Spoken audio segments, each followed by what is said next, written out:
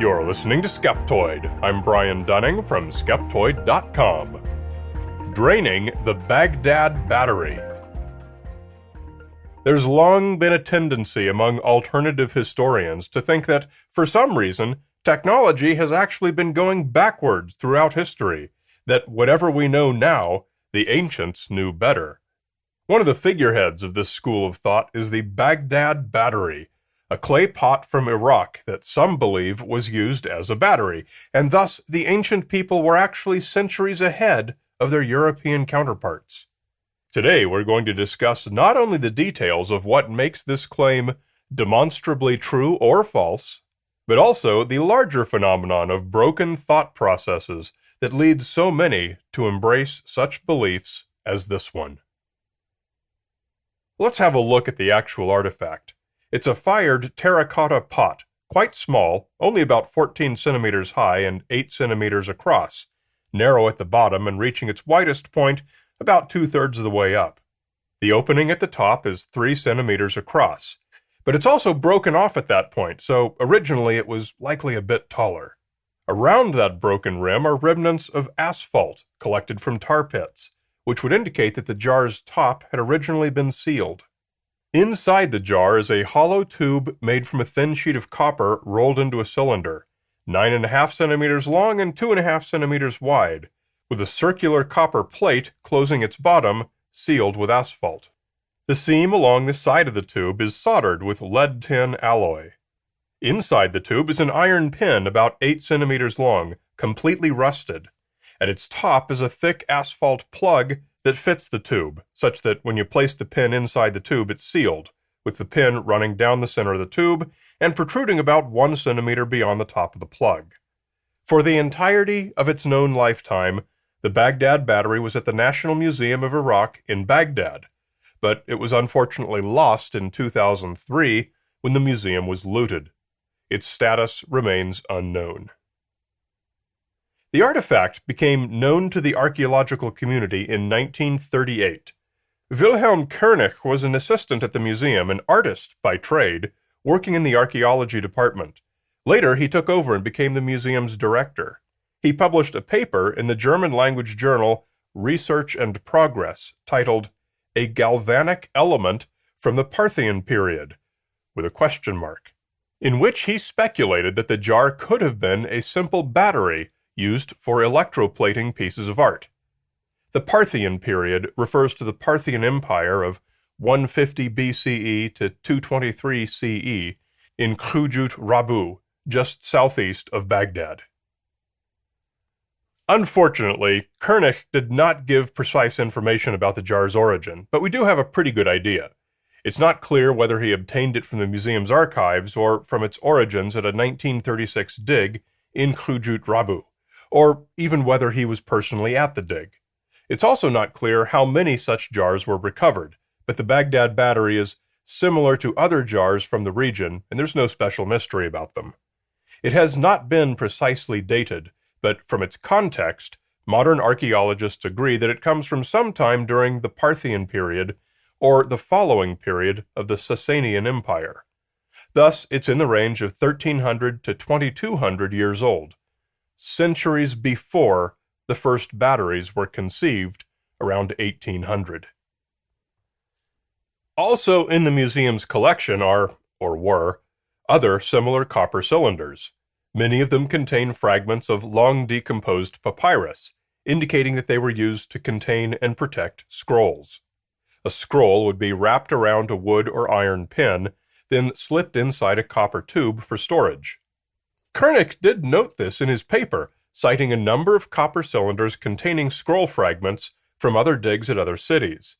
Some used glass flasks instead of copper tubes, but what's clear is that Koenig had plenty of information at his disposal hinting at the true use for these cylinders. Nevertheless, for reasons that aren't clear, Koenig supposed that this one particular jar might have been used as a battery instead, and wrote his paper from that perspective. He built his own versions and successfully got small voltages from them by adding terminals, wiring, and, most importantly, an electrolyte fluid. However, World War II was on the horizon, and little attention was given to his paper, suggesting an alternative use for the scroll containers. It remained in relative obscurity until another author who wrote in the German language, a certain Erich von Daniken, gave it the briefest of mentions in his 1968 book Chariots of the Gods, showing a single photo of the iron pin and saying that it had been, quote, identified as the remains of an electric battery, end quote. As we know from history, this book launched a whole genre of ancient astronaut mania, and alternative historians have been building and testing replica Baghdad batteries ever since. The vast majority of articles written about the artifact have been from the ancient astronaut perspective, copying and pasting from one another, citing each other as authorities, and never consulting archaeologists. And the natural result is that the existing body of literature about the Baghdad battery is inaccurate, contradictory, and highly biased toward an alternative history perspective. Coaxing a voltage from an object like the Baghdad battery is quite easy, as a basic battery requires nothing more than ordinary items.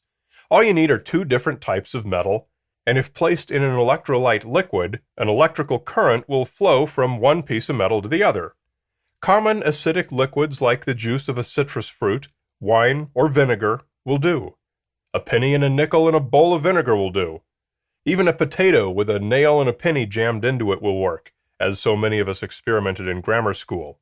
Even TV's Mythbusters successfully replicated a Baghdad battery. Simple batteries are easy to make out of just about anything. Koenig's conjecture was that the battery may have been used for electroplating jewelry or bits of art, which is actually not a terrible hypothesis.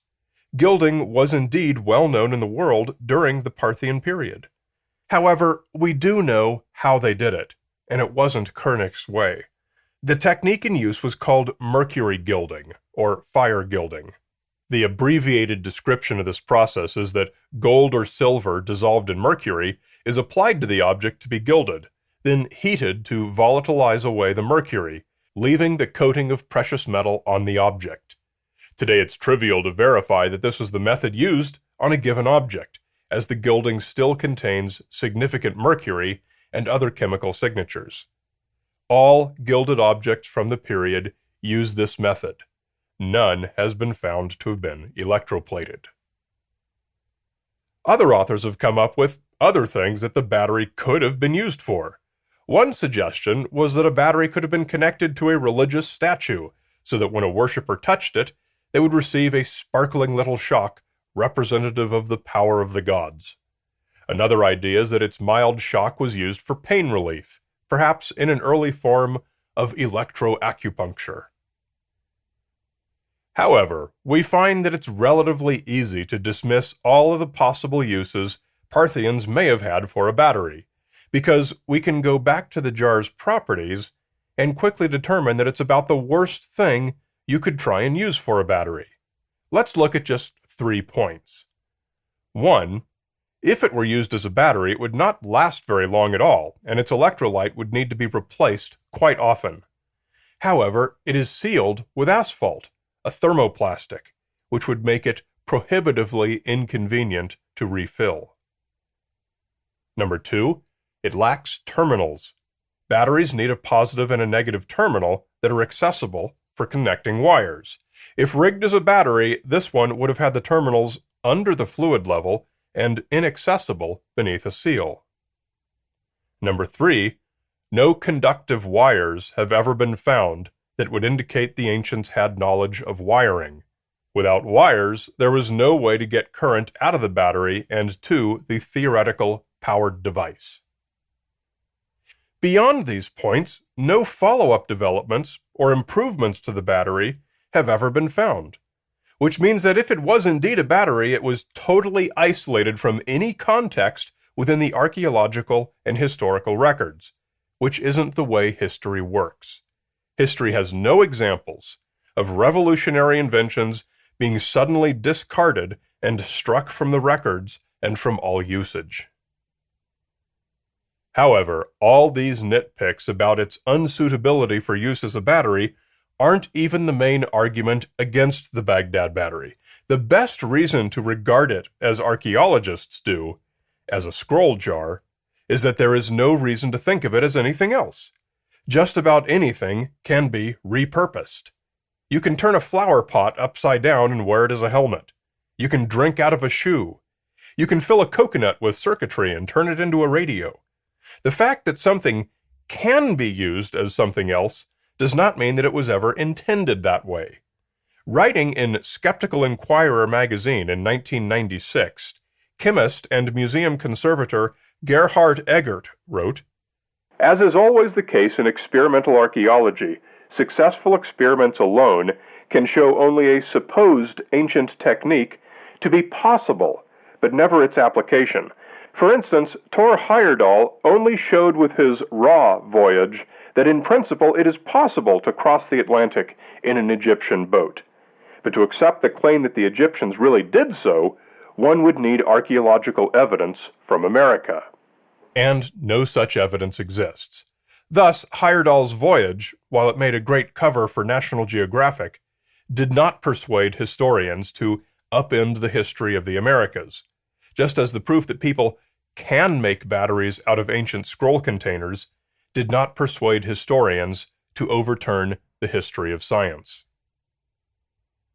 There simply is no reason to regard the Baghdad battery as a battery. It's almost certainly just a scroll jar like any other. Of course, we can't state that identification definitively, but it's certainly the null hypothesis. The identification of battery is not only inconsistent with the details of its design, but is also radically at odds with historical context.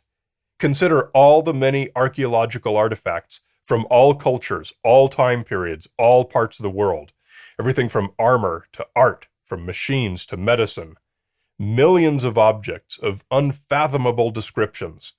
And when all of that, how many objects are container-shaped and contain two types of metal? Thousands? Tens of thousands? Must we declare them all to be ancient batteries? Or is it possible that the Baghdad battery is nothing more than an example of wishful thinking from the modern enthusiasts of alternative history?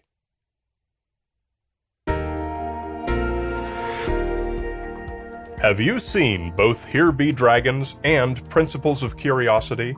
I put a decade of experience with the Skeptoid podcast into these two films. They're both free to the world on the internet, and both films were made thanks to donations from listeners just like you. Enjoy them and share them, and if you have kids, make it a movie night. Watch Here Be Dragons at herebedragonsmovie.com and see Principles of Curiosity at principlesofcuriosity.com. You're listening to Skeptoid, a listener-supported program. I'm Brian Dunning from Skeptoid.com.